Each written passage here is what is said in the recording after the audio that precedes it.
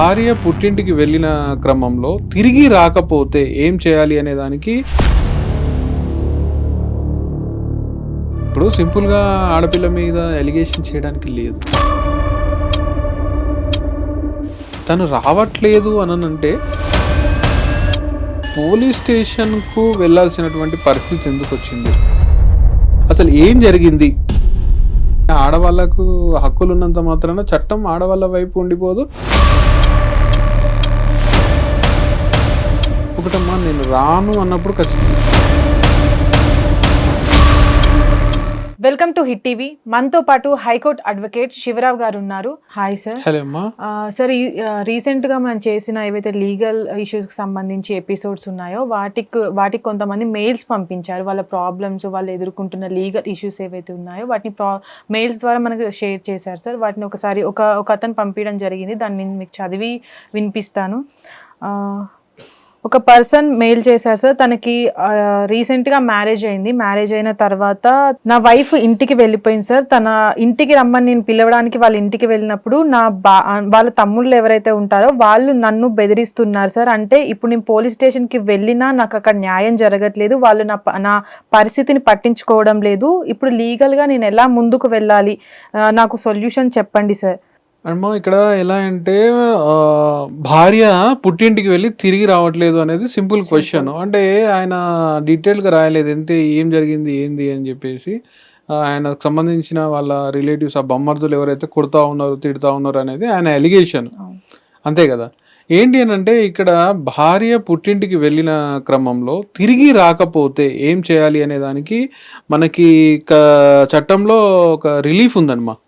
ఎవరైనా భార్య పుట్టింటికి వెళ్ళి తిరిగి రాకపోతే section 9 of Hindu marriage act ప్రకారము రెస్టిట్యూషన్ ఆఫ్ కాంజువల్ రైట్స్ అనే ఒక చట్టం ద్వారా ఆ భార్యకి నోటీసులు ఇష్యూ చేయవచ్చు. నార్మల్గా మనం ఏంటంటే ఫస్ట్ కౌన్సిల్స్ దగ్గర నుంచి, అడ్వకేట్ ఆఫీస్ నుంచి నోటీస్ ఇష్యూ చేస్తాము.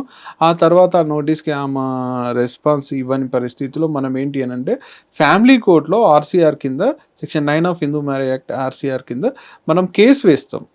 ఏంటి అని అంటే మీరు తిరిగి కాపురానికి రండి అని చెప్పేసి కేసు వేస్తాము. ఖచ్చితంగా ఆమె ఆన్సర్ ఇవ్వాల్సి ఉంటుంది. ఇచ్చి ఆమె తిరిగి కాపురానికి రావాల్సి ఉంటుంది. అక్కడ తిరిగి కాపురానికి రాలేని సందర్భంలో ఆమె ఖచ్చితమైనటువంటి ఎక్స్ప్లెనేషన్ ఇవ్వాలి.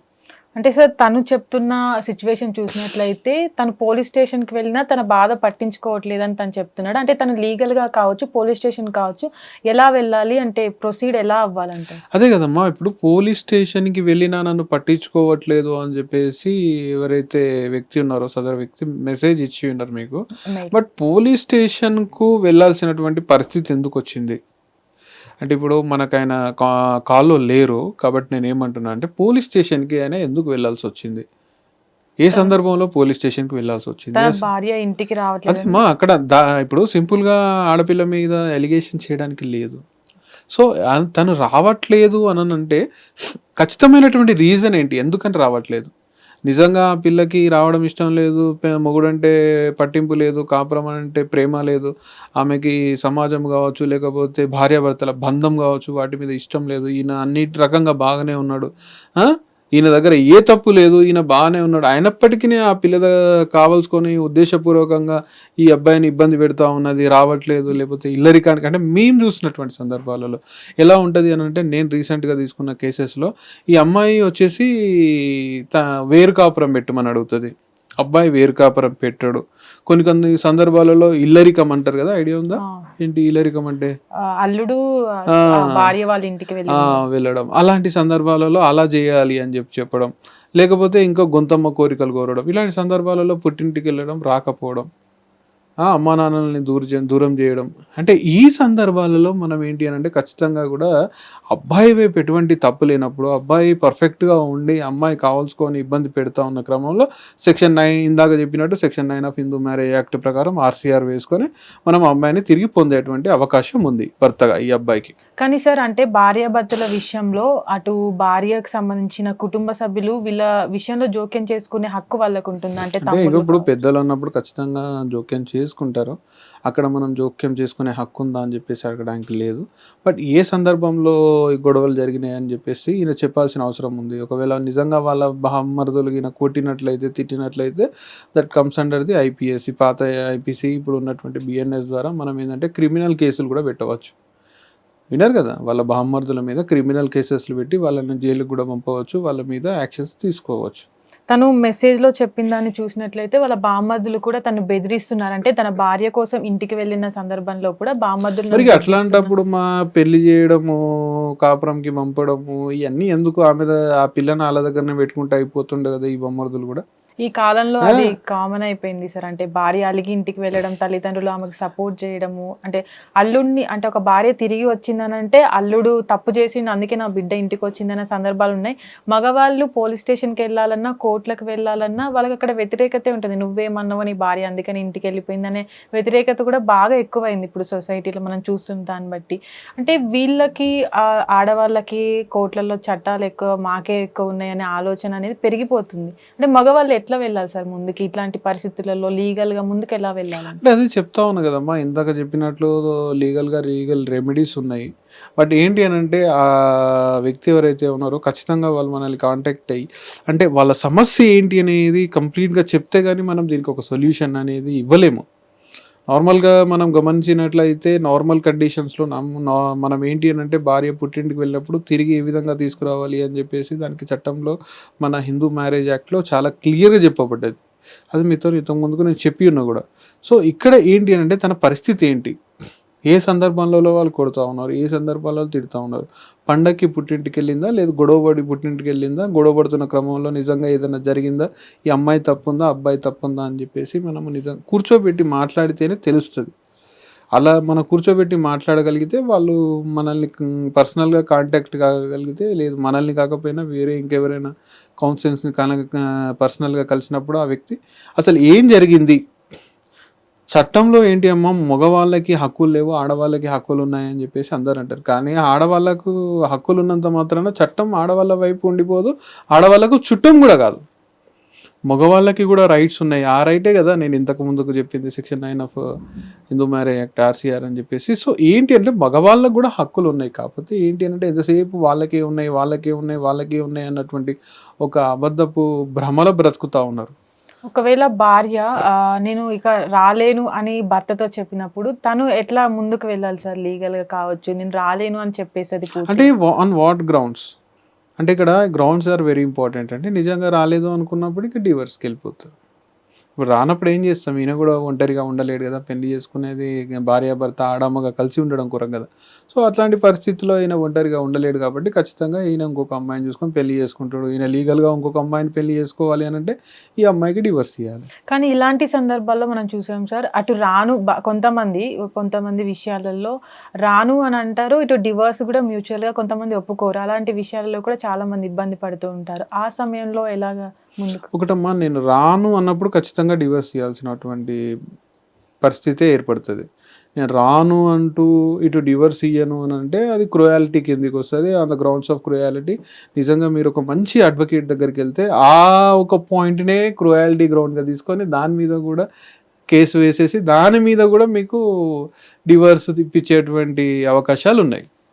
అంటే సార్, అంటే మగవారికి అని ఆడవారు ఇన్ని సంవత్సరాల పాటు పుట్టింట్లో ఉంటే డివోర్స్ అనేది వచ్చేస్తుంది అనేది ఒకటి. అంటే అట్లానే పుట్టింట్లో ఉంటే అనేది కాదు, నార్మల్గా 2 and above years అసలు ఏ కాంటాక్ట్ లేకుండా దూరంగా ఉండడము, 7 years అసలు మనిషి కనబడకుండా పోవడము, ఇలాంటి సందర్భాలలో డివోర్స్కి ఈజీ అవుతుంది. అంటే ముఖ్యంగా ఇప్పుడు ఈ వ్యక్తి మనకు ఎవరైతే మెయిల్ చేశారో ఆ పర్సన్కి సంబంధించి కూడా అటు పోలీస్ స్టేషన్కి కంప్లైంట్ చేయాలి అన్నా సరే, వాళ్ళ ఫ్యామిలీ మీద కూడా కొంతమంది కంప్లైంట్, బామ్మర్దుల మీద కూడా అలా కూడా కంప్లైంట్ చేసుకోవచ్చా?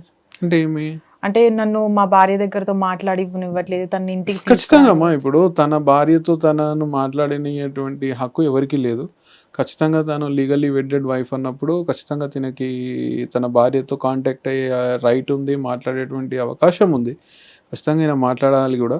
అలాంటి పరిస్థితుల్లో మాట్లాడినప్పుడు పోలీసులు యాక్షన్ తీసుకోరు అనుకుంటే ప్రైవేట్ కంప్లైంట్స్ అయినా లాడ్జ్ చేయొచ్చు. ప్రైవేట్ కంప్లైంట్స్ వేసుకొని కూడా మనము రిలీఫ్ తీసుకోవచ్చు. లేదు ఎస్ఐ పట్టించుకోవట్లేదు, సిఐ దగ్గరికి సిఐ కూడా పట్టించుకోవట్లేదు, ఏసీపీ దగ్గరికి సిపి దగ్గరికి వెళ్ళి కూడా మనము వాళ్ళ ప్రాబ్లమ్స్ని ఏంటో తెలుసుకొని ఆ ప్రాబ్లమ్స్కి సొల్యూషన్స్ ఇప్పించచ్చు. అంటే సార్ ఇలాంటి కేసులలో ఎక్కువగా చాలామంది కోర్టుకు వెళ్ళిన సమయంలో కూడా మా హస్బెండ్ హెరాస్ చేశారు, వరకట్న వేధింపులు అని కూడా చాలామంది గ్రౌండ్స్లో చెప్తూ ఉంటారు కోర్టులో.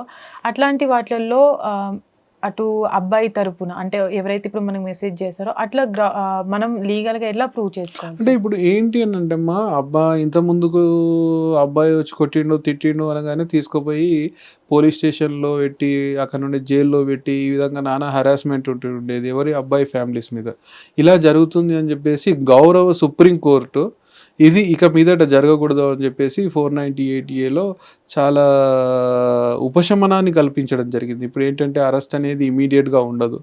అందులో మనకి ఏంటంటే అప్ టు 3 months వరకు కూడా అబ్బాయికి అవకాశం వెసులుబాటు కల్పిస్తూ ఉన్నారు. మళ్ళీ ఏంటి అని అంటే అబ్బాయి యొక్క ఫ్యామిలీకి స్టేషన్ బెయిల్స్ ఇస్తూ ఉన్నారు. స్టేషన్లోనే పోలీస్ కంప్లైంట్ లాడ్జ్ అయింది అన్న తర్వాత 498A ఇట్లాంటివి లాడ్జ్ అయిన తర్వాత అబ్బాయిలకి పోలీస్ స్టేషన్స్లో బెయిల్ ఇవ్వడము. నార్మల్గానే బెయిల్ అంటే నార్మల్ బెయిల్ లాగానే ఉంటుంది, అది ఏముండదు, అక్కడ ప్రాబ్లమే లేదు, పోలీస్ స్టేషన్కి వెళ్ళి అటెండ్ అవ్వడం మాత్రమే.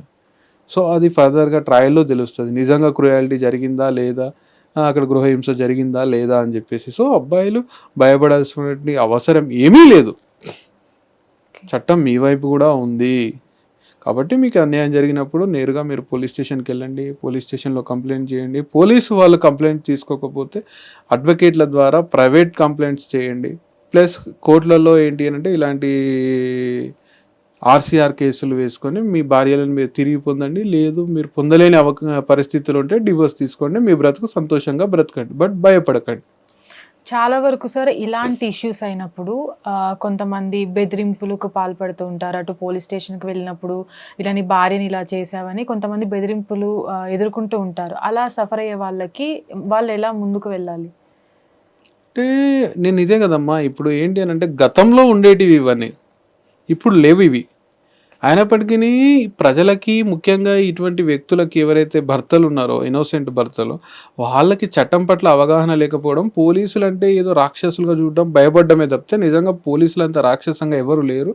ఫ్రెండ్లీ పోలీసింగే ఉంది. మీకు అంత పోలీసులు అంటే భయం అయితే అడ్వకేట్ల దగ్గరికి వెళ్ళండి, అడ్వకేట్ల సంరక్షణలో పోలీస్ స్టేషన్కి వెళ్ళండి, పోలీస్ స్టేషన్లో కేసులు కట్టండి, ఖచ్చితంగా మీకు న్యాయం జరుగుతుంది. చూశారు కదా, మీకు కూడా ఇలాంటి లీగల్కి సంబంధించినటువంటి సమస్యలు ఉన్నట్లయితే స్క్రీన్ పైన స్క్రోల్ అవుతున్నటువంటి నెంబర్కు తెలియచేయండి.